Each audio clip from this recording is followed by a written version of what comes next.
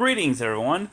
Welcome to Moviedrawn, my new series where I review some of the more recent releases in movies while drawing certain characters from them. Today we have Teen Titans Go to the Movies, and yes, that's the name of it. Where do I begin with this? Well, other than it fits right in with DC's recent crop of movies.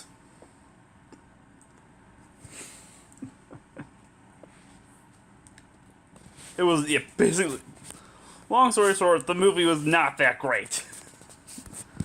I mean, it's one of those movies where I've seen a lot better, but I've also seen way worse.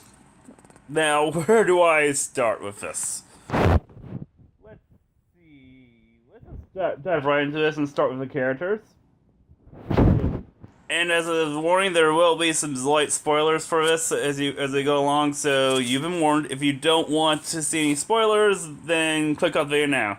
If you don't care about the spoilers or what have you, then continue on. But yeah, let's start with the characters. If you're familiar with Teen Titans, you should know who the main characters are. Of course, you have Robin, Starfire, Raven, Cyborg, and Beast Boy, and they are all the main characters in the movie. Though the main focus is definitely on Robin here. And the main villain is Deathstroke. Which makes sense given his history with the Teen Titans. And I'm not sure about here. Because, I'll cut to the chase, the show is based, the Teen Titans Go TV show, I can't stand it. It's pretty stupid. And not very good at all. Now, the original show from the early 2000s, that was great. This, however, is not and feels like an insult to that. Both the show and this movie. Which more or less played like a giant hour-and-a-half long episode of the show. And I would say not particularly good on at that, but that just goes with the show when I would never in a million years call Teen Titans Go good. So yeah, these characters help the... sorry, I'm just trying to figure out what to say about this thing. Because that's the thing about this movie, there's really not a lot to say about this thing. Now, the main thing is that this is supposed to be a parody or comedy of superhero movies made over the last several years. And for that, it does a somewhat decent job. There were a few genuine laughs, but outside of that, just nothing. Because the humor went from...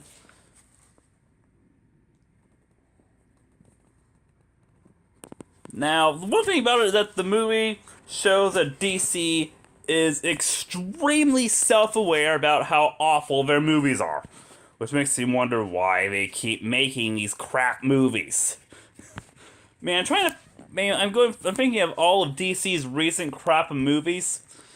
And the only one that was at least decent was Wonder Woman. The others were not that great so far.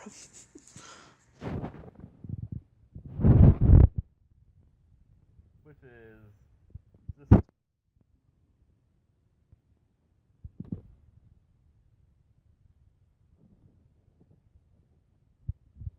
just like...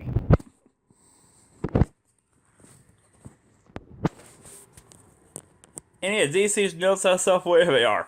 Because there's one scene, because the Justice League is also in this movie a little bit, and they mentioned how, and they were mentioning how all of them are movies, and they mentioned, and Green Lantern even mentioned that he had one, so he mentioned that nobody talks about it, rightfully so, because the movie in question was pretty bad.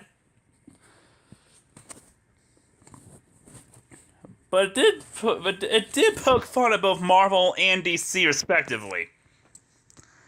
And heck, speaking of Marvel, Stan Lee somehow made a cameo in this thing. Even though this is a DC movie. He's like, wait, the DC movie? Oh. And he's probably wondering what he was doing here. And everyone in the audience is probably wondering too. But to be fair, like, let the old man have his fun. I mean, if he wants to become into a DC movie, he can, especially a comedy one like this that's poking fun at Marvel and DC, respectively. And poking fun at things from, like, Marvel, like Guardians of the Galaxy. And the big one is Deathstroke, who is basically poking fun at Deadpool, which is kind of ironic considering that Deadpool started out, eventually became more or less a parody of Deadpool. I mean, Deathstroke became a parody. Where was I going with this? Yeah, Deadpool was basically a parody of Deathstroke. And now we have the parody of the parody and the parodies of Deathstroke. Like, as I figure out, it's clear how little sense this movie makes. Just how little sense this movie makes. Now, there's other parts of the humor in this movie that show that I see it as potential for the movie to be dated at some point. Because it was, for one, poking fun at the current crop of superhero movies. Though granted, some of those will probably be enjoyed years from now more than stuff like this will. But then there's scenes like, for example, there's a scene when they were doing some sort of home movie thing, and they made comments about things like the overpriced candy and whatnot.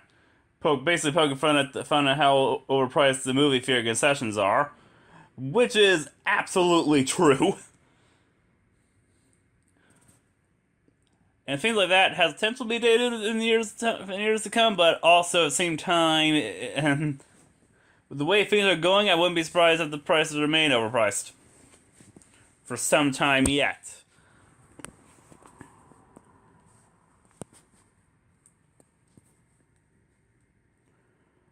Then there was the not so great humor that popped up and was very prominent in many parts of the film, revolving around the lowest form of humor imaginable, toilet humor. In a few cases, almost literally. Which, it's like, why? I mean, when your first joke in the movie is a freaking fart joke, like, that does not set a good stage for your movie, when that's the first joke in the movie. It means, like, seeing this humor, it's like, why? Why do you need this? I mean, and this is War Animation Group, and some of the names here, I think, were some of the same people who worked on the Logan movie. That proves that these people could do better. They could have done better with the source material. So, and hopefully this is not any indication what's to come with the Logan movie too, but that's a bridge we'll burn when we get to it in February, but for now, I'll just focus on this movie. So yeah, the humor, other than a few chuckles here and there, all around not funny. And the low-key comedy is just, it felt really out of place. I mean, even the few bits I saw from Teen Titans Go when it was somehow on the TV when going for channels or something, the humor seemed a little better than this. But I guess that happens when you have a show that's meant for 20 minutes, all of a sudden stretching across an hour and a half. So somehow the original show apparently pulled an hour and a half movie, or pulled a movie of some kind off. Though I'm still in the process of trying to track down the original Teen Titans, the TV movie they made for the original Teen Titans, just to see in comparison. I mean, I'll have to watch something from the original show after this. I mean, I already watched an episode I had a while back yesterday, and I was watching that right after watching this to see what the real Teen Titans were like. Oh, we'll be getting to those in a little bit, don't worry. Let's see, what else is there? What else? What's next? Oh yeah, now we're going to enter somewhat spoiler territory, because now I'll be talking about the plot of the movie. The rough plot of it, anyway. So, last chance before I dive right into the plot of this movie. Basically, the whole crux of the movie is that all these superheroes, all these superheroes are getting movies made about them. And all of them, this movie made by this one director, Jade Wilson, which, if you know your superheroes and supervillains in this case, you can probably guess what direction this is going in a mile away. Yeah, and Robin and Teen Titans are a little myth of the fact that they don't have any movies made about them. Sort of ignoring the part about the fact that Robin had a few movies. If you count Batman Forever and Batman and Robin, one of which was tolerable and the other was just flat out garbage. And knowing the fact that Cyborg was in Justice League. Wait, wasn't he? Hold on. Yeah, Cyborg had already been in a superhero movie in Justice League. So Teen Titans as a whole have not really had any outside of this thing. And basically, Robin wants his own movie. And there's a scene early on which shows how where he thought there was one being made about him, and he was and everyone's poking fun of him, thinking that, including, by the way, Batman. Now I was thinking, geez, this is how Dick Grayson started down the path to becoming Nightwing, probably. And let me thinking for the majority of the movie how awesome it would be to see a Nightwing movie. As opposed to a movie I was seeing. Well, anyway. Basically, he's Titans trying to do this whole thing to try and get movies made about them. One plot part which all people went nowhere is when they try to get rid of some of the tragic origins for most of the major DC villain superheroes. Thinking that if they weren't around, then they were ruining to make movies about them. Basically, messing around with the past of Superman, Batman, Aquaman, and Wonder Woman. Those are the main ones they're doing. And then they make it back to their time, and they realize that this was not a good thing, as the villains were left to run amok. And it did ignore a few things, like the fact that tampering Batman's origin story would definitely affect Robin himself. And also the fact that in the scene when they had the villains running amok, they had Joker and Harley at one point, and given that Joker the story was almost directly connected to Batman, it's like, why would he be there? But I think I'm probably thinking about this movie harder than the people making this did. So yeah, the stupid time travel scene went nowhere. Oh yeah, and over the course of the movie, they're dealing with Deathstroke, or as they keep calling him, Slade. I guess trying for a comedic effect, because they wanted to give him an opposing name, an imposing supervillain name. Even though I don't know what was wrong with Deathstroke. The only thing I can think of is that maybe because they were trying to appeal more to our kids' audience, and they didn't feel fine with the name Deathstroke, even though they did make a few stabs at Deadpool. Which, yeah, basically Deathstroke was trying to give this one crystal the power of this device he was working on. And the Teen Titans end up fighting against him a few times.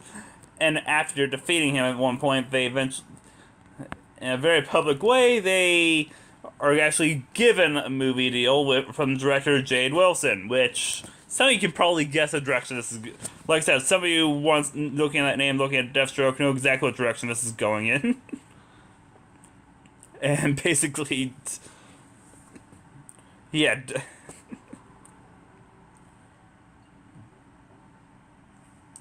Yeah, Deathstroke.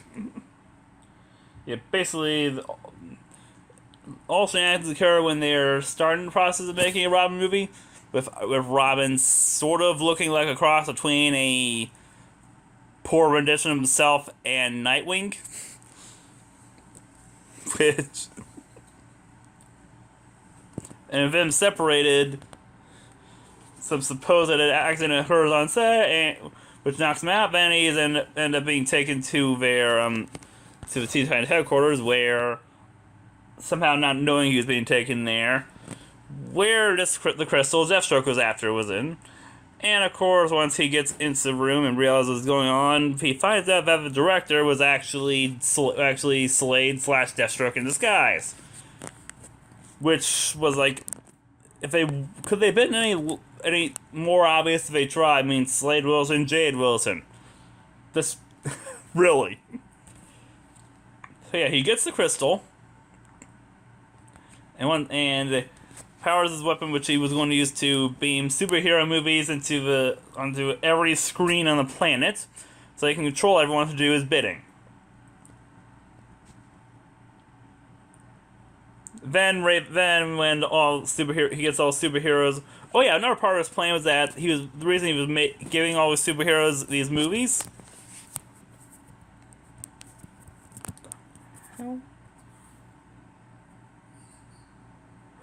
Was to distract them from what he was doing, because he figured if they were too busy making these movies, they wouldn't have any time to look at what he was doing and stop him.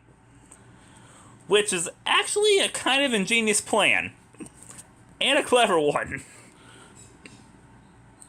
And also one that might only work in a comedy like this, or it might work in actual superhero movies, who knows? Now, that was one of the few parts I kind of liked about this movie, the plot. That rough plot. But yeah. Just... And the whole thing, and then there's the thing when, after he activates his Doomsday weapon, which is all part of this whole streaming thing, he takes control of all the superheroes in the room. Then Raven does something where she sends them to another dimension, and then they fight against Deathstroke, including fighting in this giant robot, almost Voltron-looking thing. Which, by the way, this is one where they could end the fight in like a minute using Raven's teleportation powers. To get into the robot, which I don't know why this is one of the things where I was surprised they did not do that, because she mentioned she had this power at several points throughout the movie, yet when they're in the fight scene, she didn't think about using it. Yeah, a lot of things about this movie makes no sense. Just like the show this is based on. As you can probably tell, I had more fun making this drawing of Raven than I did watching this movie. So yeah, they get through the robot, they defeat Deathstroke, and they're taking more, and the Teen Titans are somehow taken more seriously after all this. And Robin tries to give his normal speech, and then the movie ends. Yeah, that's the rough plot of the movie. If it sounds like I'm all over the place, that's because the movie is all over the place too. I mean, it legitimately felt like it was this felt like this should have been set. This felt like several unconnected episodes of the show that was stitched together into something resembling a movie. And I wouldn't be surprised if that's what they did. Oh, then there's the last after retrieving all... Oh, yeah. So, before the end of the movie, they do retrieve all the other superheroes from this other dimension that Raven sent to. With the exception of some obscure superheroes I'll probably look into, what was it, Challengers of the Unknown or something. They kept poking fun of these guys throughout the duration of the movie. Of course, after the movie, and as you can imagine, a movie that was poking fun at Marvel and DC movies, there is a credit sequence. There's an end credit scene, which serves as an almost perfect allegory for this movie. Because in the post-credits scene, about halfway, you see the Teen Titans in the original 2003 Teen Titans in some sort of dimensional prison or something, and mentioning that they think they found a way to break out, and break through, and get in return. Which feels like an almost perfect allegory for this movie. Especially given that I believe Warner said if this movie did well enough, they would consider bringing back the original Teen Titans. And it's like, can they be any less subtle about what they're doing here? I mean, when the movie pretty much has them in the end credit sequence being held hostage, like, what the hell? I mean, it was nice to see them, but come on, Warner. You should bring them back regardless. People will watch it. So, yeah, that is all I have to say about this movie. Yeah, that's all I had to say about this. Now for the final verdict. I was originally thinking a 6 out of 10, but now I have to go with a 5 out of 10. Which is probably the worst score I give a movie, because for me, a 5 means average, boring, mediocre, anything I can describe meh. Basically, it wasn't entertaining in the slightest. Which is the worst thing a movie can be. Because even some bad movies can be entertaining. I mean, heck, one of the movie previews I saw was for a freaking shark movie. And most of those are not very good. But they're very entertaining in how awful they are. But yeah, now we're talking about different movies altogether. So, yeah, Teen Titans Go. I don't recommend it. Not even for the few seconds in the post-credits scene when you see the real Teen Titans. Just save your money into Anslash or time and try and find the original Teen Titans show somewhere. And I'm going to try and track down that Trouble in Tokyo movie and see how well that is. I mean, I've seen clips of here and there, and it looks a lot better than this, so after watching this, I will go track to that, so until next time, and hopefully the next movie I review will be a lot better than this.